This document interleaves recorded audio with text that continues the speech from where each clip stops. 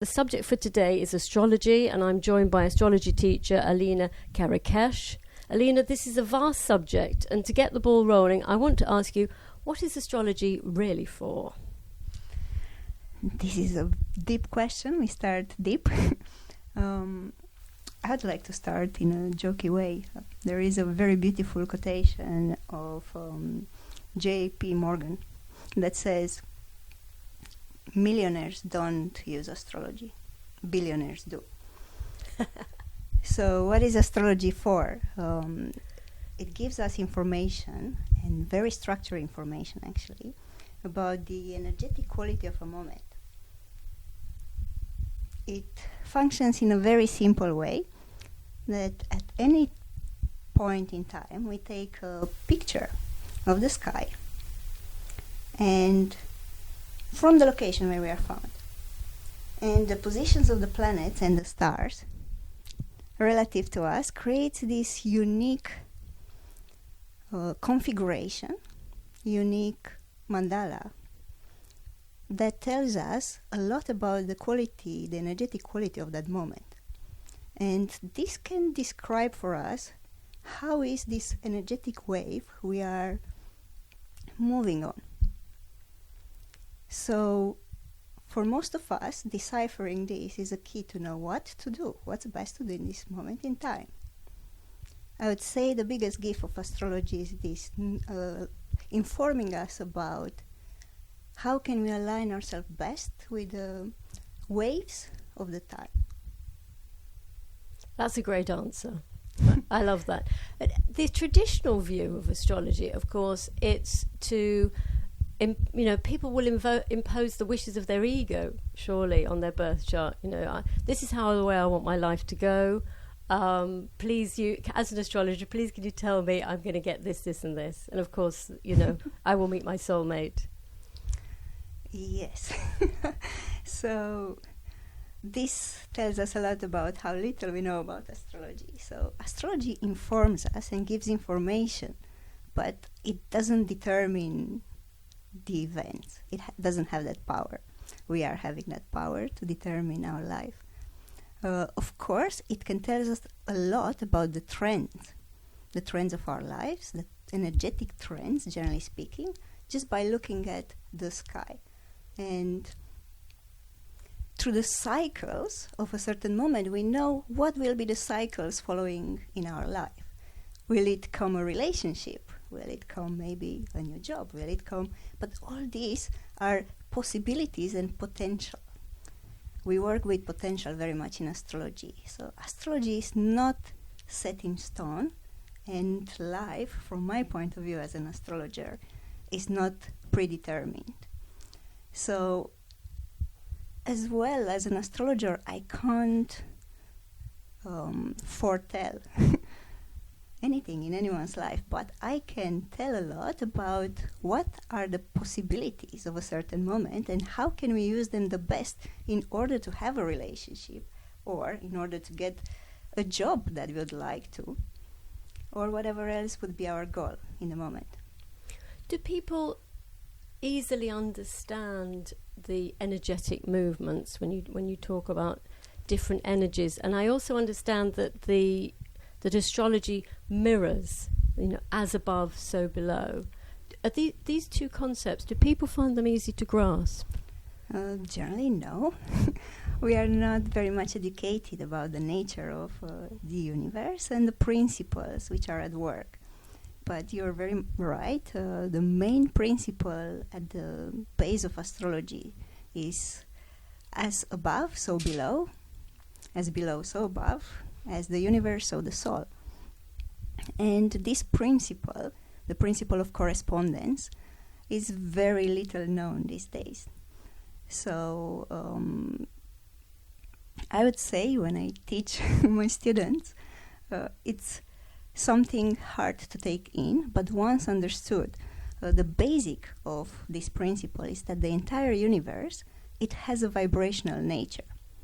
And everything we interact with, any object, even if it's a rigid object, it still is made of vibration. And so are the huge objects on the skies, the planets. Being so big, they will have an energetic impact upon life on Earth. They are very big compared with our planet and huge compared with ourselves. Something very simple for us to relate to is the influence of the moon upon Earth. And we all know when there is full moon, there is a rise in the water of the ocean. Knowing we are 70% or more water in our body would be quite ignorant to say we are not influenced by the full moon when the entire ocean is rising. So of course the inner waters, our waters, will be influenced by this. In the same way, all the other planets, they have an impact, an energetic impact in the quality of a certain moment. But as well, there is a correspondence more than an influence of the planets upon us. Exactly as our little world, our inner verse, is structured in this moment, the universe, correspondingly, it has the same qualities in the moment. For example, during COVID, we all felt the times were quite contracted. We all felt there is a tension, there is a contraction. Now, probably 4 years before that, the quality, the energetic quality of that moment, it was very different, and we all could tell that.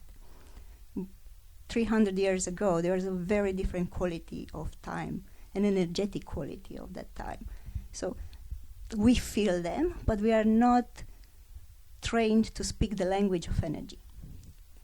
Once we start to look at the entire life made of energy and ourselves as well, we are able to discern, well, right now my energy is a bit low, or my energy can be high. I'm very exuberant. I'm low. I'm actually tired. We can translate it like that. That is energy already. So in the same way, we can tell when our energies are rising, so our wave of energy is very high or very low, and that can be very well determined or predicted by the position of planets. This is where astrology becomes a very important tool, telling us exactly these energetic waves, how are they happening, and how are they going to impact each of us.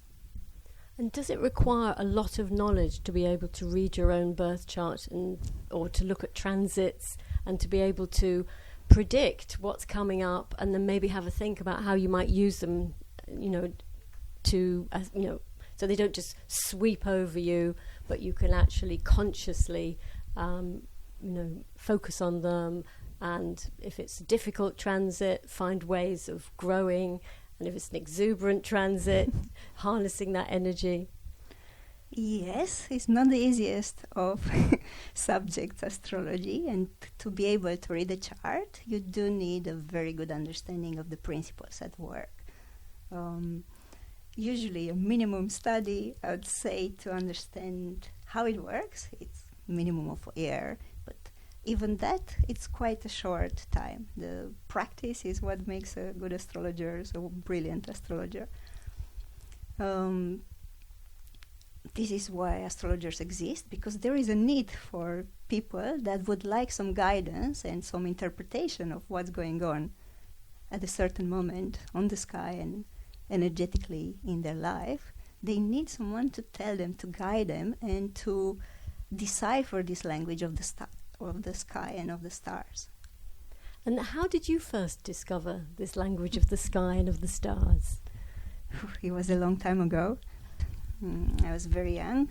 I was 15 when I started to study yoga. And that happened just after Romania got out of communism. So early days. I was having some health issues, and my personal doctor told me I need to start to learn how to breathe. That's how I ended up practicing yoga. And as I was practicing yoga, I came closer in touch with what astrology is and how it can help on the spiritual path. So I was very much curious and inspired to have an astrological consultation. And when I finally went to university, in the city where I was studying in Romania, there was a very famous astrologer. So I couldn't wait to get an astrological reading. I remember saving my money every month for this reading. And then I finally got there. And I had my first reading, and it was terrible. Oh, there are loads of bad news in my eyes, being very young, and there are loads of bad news. And I didn't expect that. I expected the future is going to be bright and wonderful. So I remember getting out of the astrological consultation and having a meltdown on the stairs. I was crying half an hour on the stairs of the astrologers outside of the block of flats. And after that, I very much decided astrology doesn't work. That was the only conclusion I could have after this reading. It must be wrong. Yes, totally. So for years, I was going to a university in computer science in this city, and I had a mind of a scientist already. So I decided I will prove astrology doesn't work. And I got on with this task, and I kept reading and studying and reading and studying for many years. And what I realized is hard to prove astrology doesn't work. It's not the easiest of tasks. And many years after, I still have a list of why astrology shouldn't be working. Can you share that list? Well, there are many, many, many reasons, so it's a long list. It's actually a notebook. I was very studious. It's impossible to prove that astrology works, but it's as impossible to prove it doesn't work, what I've learned in time. And there are many scientists that will completely disregard astrology. And yes, it is a pseudoscience from this point of view. I would say it's a tool rather than being a science. But anyway, coming back to my story, 9 years after, I was already in London, and the same astrologer came to London, and he was having every day booked at least 7, sometimes 10 consultations per day. That's a lot. So many people were eager to have a consultation or a reading from him, and he needed a translator. Oh. So that's where I came in the picture.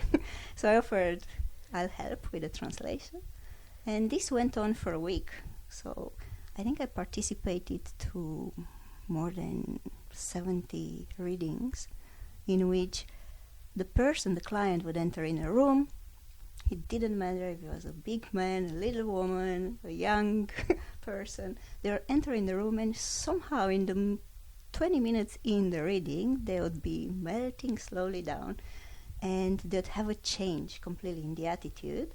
And I could see the astrologer was seeing through that person, and the person could feel probably most seen that they ever experienced in their lives.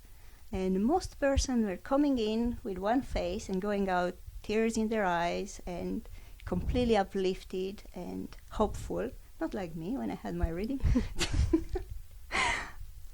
But so what were you thinking all this time? I was thinking there's something happening here. And at the end of the 7 days, I said to myself, okay, doesn't matter all that I've studied in these years and all that I tried to prove that is not working. There was something I witnessed that I can't deny.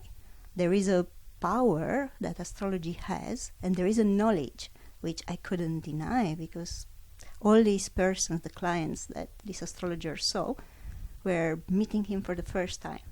He didn't know anything about their lives, but still he could see from the chart, he could completely see what was going on in their hearts and in their lives, and gave very good guidance. They were all very grateful.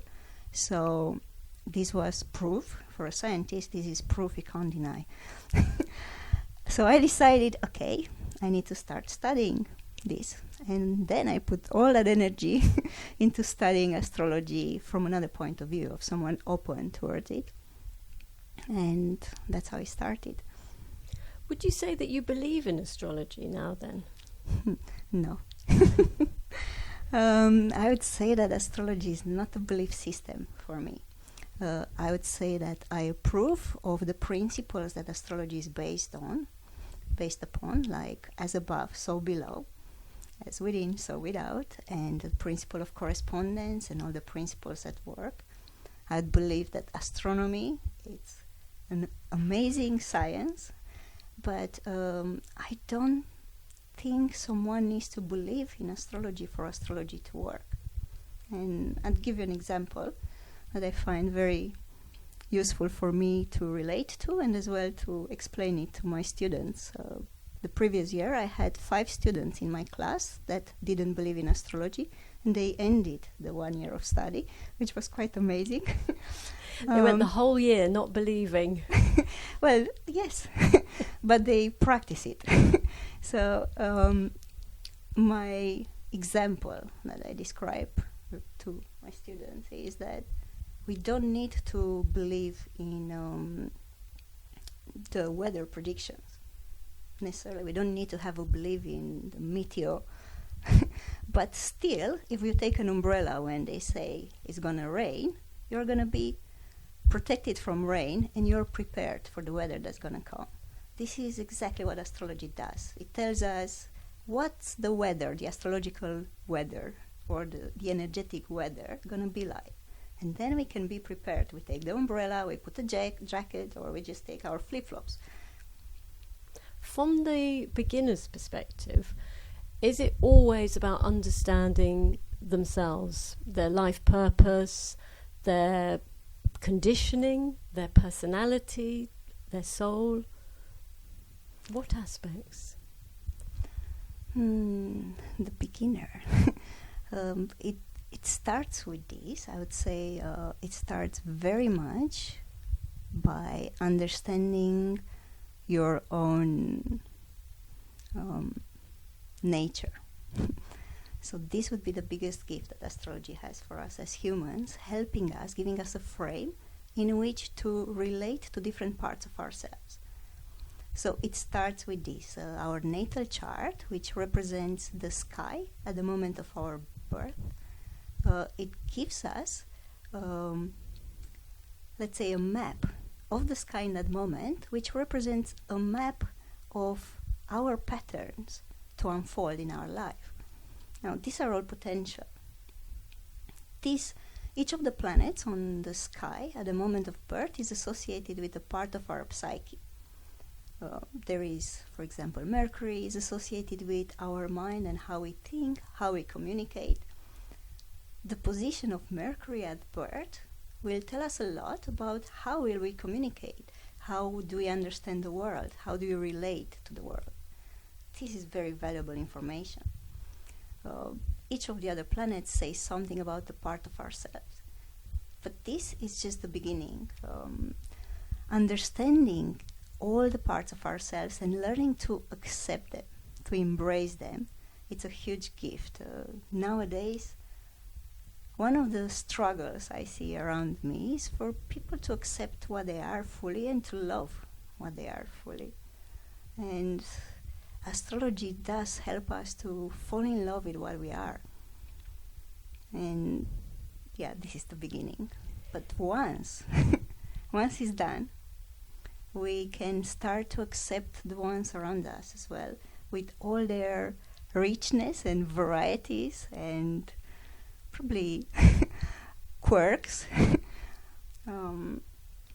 Yes, it strikes me that if you look at the 12 astrological signs, you see different facets of a human being, and there's no right or wrong. They're just as they are. They are like the fabric of the human being, and to be able to be tolerant and caring and appreciative and accepting will make you a more rounded human being, I would imagine. That's very well said. Yes, one of the misconceptions in astrology is that we are our sun sign. And as we relate, even if we relate to this much knowledge that astrology gives us, the position of the sun when we are born, so our sun sign that we all know, even this, it tells a lot about the nature of the identity of someone that we will relate to. And yes, there are 12 different facets of the same light, I would say. So it's almost like you have 12 different windows, colored, and the same light goes through all 12 of them. And of course, the reflections, being different colors, is going to be very, very different. And it's amazing to realize that we are all unique. But this is the beginning with the 12 signs. When you add to this that each of the planets is in a sign as well, and there is a full chart, a full picture of the sky, not just the sun at the moment of birth, then that is unique to each of us. And it creates such a variety of characteristics, of gifts that we are all having, and would be a shame not to embrace fully this richness. And I would say this is another amazing gift of astrology, making all of us understand that variety is a gift. Being all different is something beautiful and something to cherish. We can all learn from one another, and thank God we are different. Otherwise, life will be quite boring. So yeah, this helps embracing the differences and accepting others for what they are. And as well, not expecting them to be exactly like us or being wrong. So when you first had your chart done and you didn't like it, or you didn't like yourself, what was that journey that you had to do? I actually had a very similar experience. I was like, no, that's not the person I want to be. No, tell me something different. I'm better than that. And I think I was quite young as well, and I wanted to conform to what I was seeing was successful in society, the template of what was successful, and that wasn't in my chart at all. Yes, and again, that's another gift of astrology, where our upbringing models very much what we want to be when we grow up. And our culture and our society, everything dictates in one way or another what we want to be when we grow up and what we want to achieve. Of course, our path is very different. Our path of our soul is very, very different than that.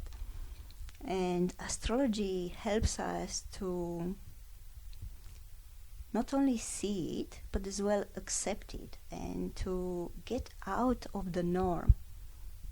As we all have a very different destiny, very different purpose in this life. Each of us have another part of symphony to play, and our role won't be played better by anyone else. So it's worth playing it.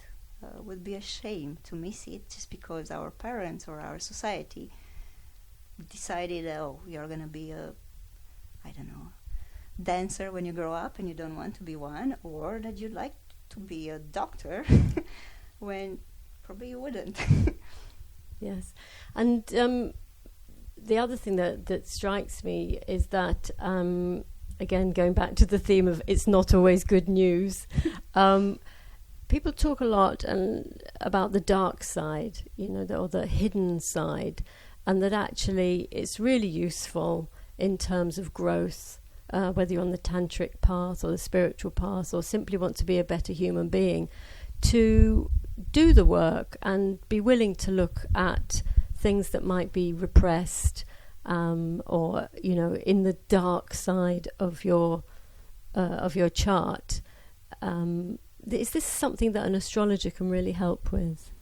Very much so. Working with the shadow, what is called the shadow, that part of ourselves that is unacceptable to ourselves and to others and to society, it's essential for us if we want to develop as human beings. And as well, on a spiritual path, it's essential. This meeting of the conscious with the subconscious is where the growth happens. Every time we bring another part of ourselves that we denied or repressed or we don't want to know much about, we bringing into the light of consciousness, that's when we grow. And when we discover more of ourselves. And astrology can show through different symbols, let's say, it can show those parts. And not only show them, but show them how they are stepping stones and gifts behind every what we would call a weakness by normal acceptance of what would be seen as a weakness. Behind any weakness there is a power waiting to be seen, accepted, released. And all it takes is for us to, first of all, acknowledge it exists. Yes, it's part of us. And quite often someone outside of us looking at a chart can help you, can give it that seed of a beginning to understand, yes, sometimes I do that, which might be a sign that that's a characteristic of mine. There's an attitude there. And then from the attitude, you can move deeper, like, okay, if that's there, I can do better. There is a choice. So astrology gives us a choice other than just the information that this is part of you. It gives you a choice to move forward and to transform step by step every aspect that it's maybe in a seed, or maybe it's undeveloped, or it can seem even as a weakness. It can be then developed into something which is a medium quality of yours, and then it's seen as a high aspect of yourself. Like I can give you an example. Fear. Fear, it's something that we all think, oh, is not something great. But we all have it. It's part of our life, and it's a good, useful part of our life. So in the lowest aspect, we would say, oh, there is fear. But in the medium aspect, when we relate to fear, would be, well, there is some information that we can use. So there is a choice. What do we do with our fear? And then when we have this choice and we look at our fear, there is the possibility to turn around this and see the other side of the coin, which is courage. So this, but we do need to start by looking at the fear and accept it. There is no other way to get to the courage, but just by facing our fear. And when you have a class, I say a new class, or you're doing a consultation, what will be the first question people ask? The first question is rarely the real question. That's what I've noticed from years of being an astrologer. So usually the first question it will be their second question. Quite often people ask about advice with career, decision making, moving, for example, moving countries, as well buying properties, business advice, health issues, relationships. But the main question that most people have is quite often linked with relationship. That's something I've noticed in time. People would ask, so tell me more about what should I do in my career to help where I'm from? And then they can't wait for me to finish my answer to ask, so what about relationships? Yeah. Yes, is there somebody in my chart? And when are they going to come? Yes, which I'm not able to tell them. I just can tell when they are the trends, the planetary trends that would make them very much open to call forth maybe a lover in their life, or when they will be ready to take action upon their desire or hope to have a lover.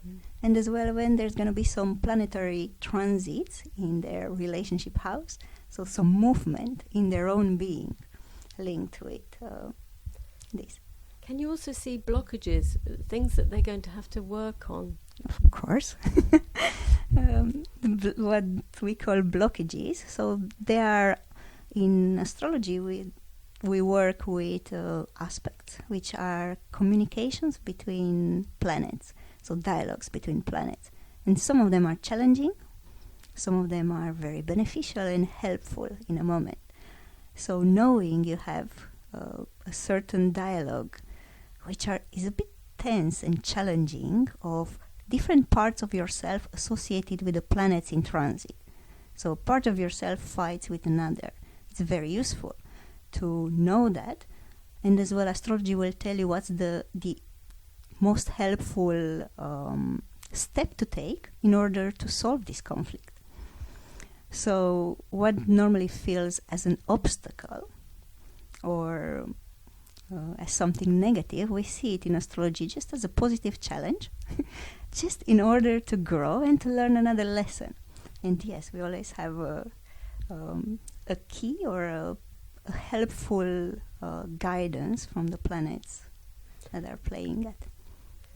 I can see from what you've said, Alina, that astrology really helps nurture different attitude changes, attitudes about ourselves, attitudes about things like fear, turning the tables, as you say, into courage, attitudes about the dark side and parts of ourselves we don't like, and attitudes about when we're having internal battles with ourselves. So it seems rather wonderful.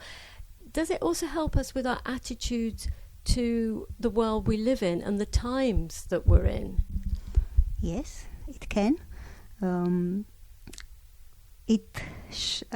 Astrology can show us how we are not victims of life, even that most people believe that astrology just predicts a very rigid destiny or future that will happen. In reality, astrology teaches us that we are the ones that build our future and we work with the present. So this is a change in attitude. Rather than being a victim, you're a co-creator. This is essential. Looking at something that happens, for example, you lose your job. That can be seen as a crisis, or it can be seen as a positive challenge, an opportunity, even as a life lesson, and trying to find a life lesson in each of our life moments. It's very important attitude change. Yes, it sounds absolutely fascinating. I would imagine people will come to astrology as a tool for understanding themselves, but they may also be doing something else in their life to help understand themselves, their purpose for life, to help navigate themselves through their lives. So how does astrology work with other disciplines such as psychology, tantra, yoga, etc.? I would say that astrology is an integral subject. I very much like integralism, and it works hand in hand with psychology. For example, the psychology or the astrology I teach is called astropsychology, but as well the psychology, how I relate to psychology at the moment, it's always linked with astrology. It's one of the best systems to understand the psyche from my point of view. And as well, I'm a practitioner of yoga and Tantra. And of course, I relate very much my spiritual practice to astrology. So there is some confusion if astrology is religion. It's not. It's not a spiritual path either. It's just an instrument, a tool we can use on our spiritual path to guide us in different moments when we could do with help. And this I found very valuable for myself and for my clients. There are times when, yes, we need guidance. It's too much for one. So we work better when, as well, we have some advice from outside of ourselves. And on top of just having someone outside of yourself, it's someone that has the map of yourself in front of you and can read it. It speaks this language of your soul. And that is gold. And in terms of examples, in either in your own life or with students or clients, can you tell us any breakthrough moments that confidential. might be inspiring. Yes, entirely confidential. confidential, of course. Just between us, yeah. There are numerous examples that even for me as an astrologer, sometimes it's completely magic how astrology works and how accurate it can be. I have one of the first example that comes in my mind. One of my clients that has moved now in the States, and he asked me for an advice, started a new possible relationship which required him to move from UK. He was in UK then. And in the same time, he was thinking he'd like maybe to start a new job. He's an actor. And I said, this is not the time for relationship. It was obvious in the chart. And I even said from the transit, look, on 21st of September, it's going to be, something is happening astrologically. And then he called me not long after, because I said, don't go now. It's not the time for the relationship. Don't put the energy there. It's time to look at your career and say yes to those opportunities now. That's where your energy should be focused. And of course, the consultation was much more detailed than that and giving a lot of guidance and information. Anyway, he called me after. Exactly on 21st of September, he received this offer. He went for an interview, and it was his first job in which he earned more than $1 million, which is quite a good breakthrough for for an actor. And he was very pleased and very happy to hear that, to see that, how it turned around. $1 million? Yes. And was that in his chart? Was the million in there? The million wasn't in the chart. Was but that Jupiter, or what would that exactly, be? there was. So there was, in his house of career, there were 3 planets transiting that required all his time and energy and attention, and then they would deliver their gifts. Normally, when we make our part of effort, the planets support, through their energies, they support our work. And it's a shame to miss those opportunities and chances, and let's say to derail our effort in another direction when it's needed in a certain domain.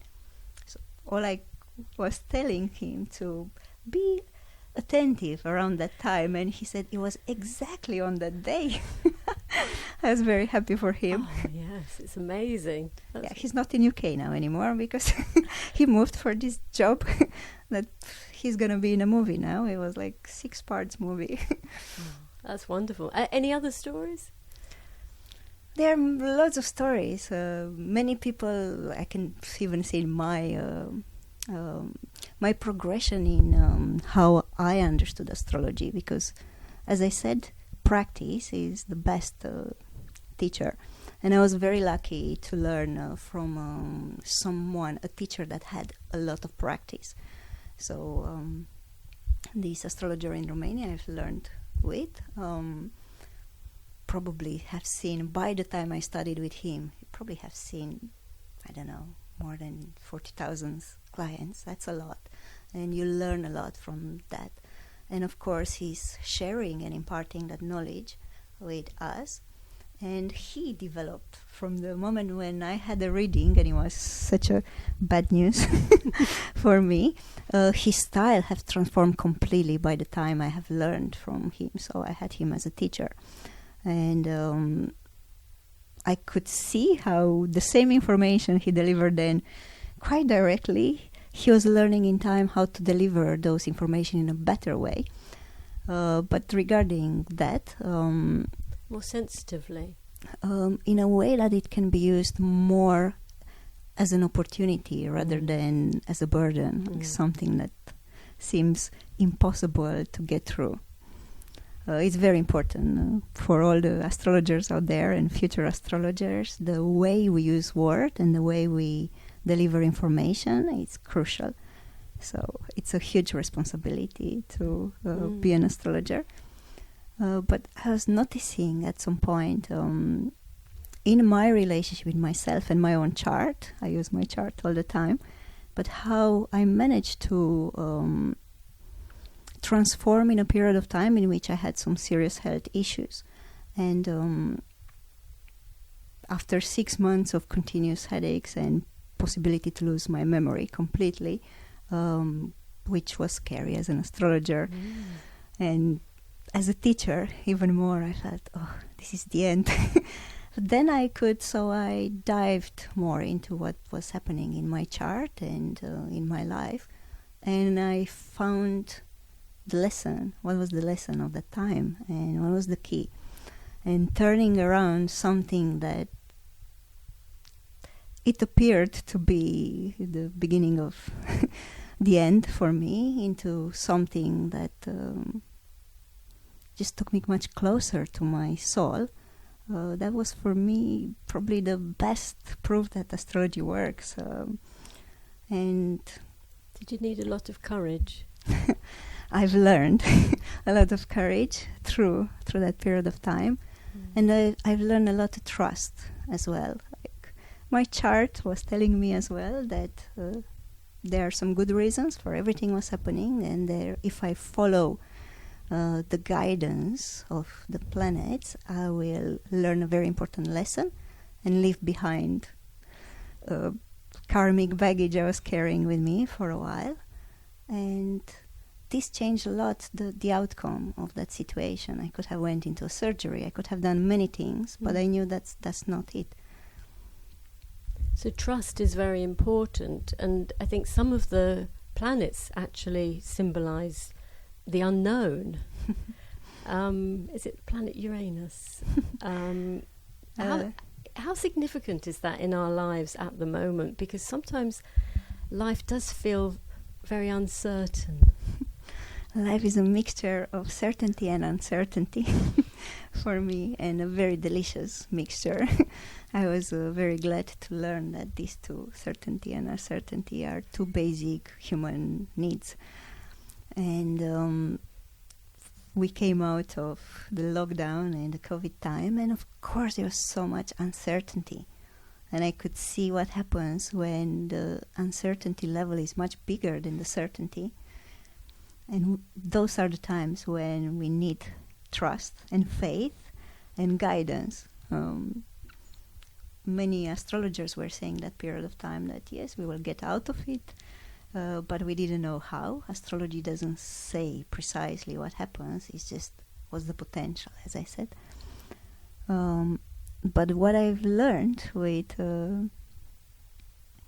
this uncertainty, that holding uncertainty and loving it, learning to love that, it's an important ingredient in living life fully.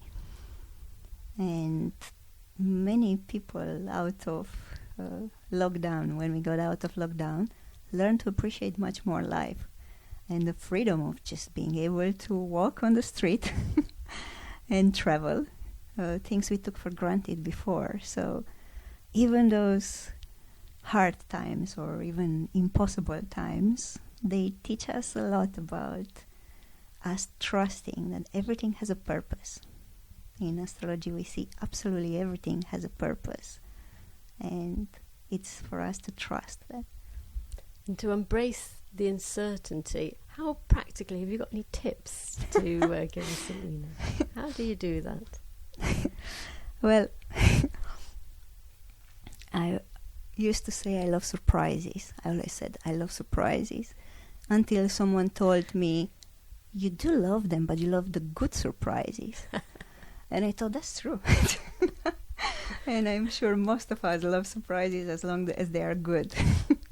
But when you are having this attitude of a continuous student of life, and when you trust there is a map that takes me in a place of more learning, more of myself, I can be more of myself, no matter how the events will unfold for me. The events are outside of me, but with this attitude of wanting to learn the most from them, even if the events are uncertain or even if they are tragic, there is always a good outcome. So this would be for myself and for whoever else needs it, my own recipe for embracing and loving the uncertainty. And the good outcome is? Discovering ourselves, more and more of ourselves, and in a way taking ownership of the whole of ourselves. Well, we are a little whole compared with a big whole, the universe, but a wonderful one corresponding to that magic of the universe. So every time we learn something, even little, we are a bigger world. We are more of ourselves, and that's worth. Certainly is. Alina, thank you very much.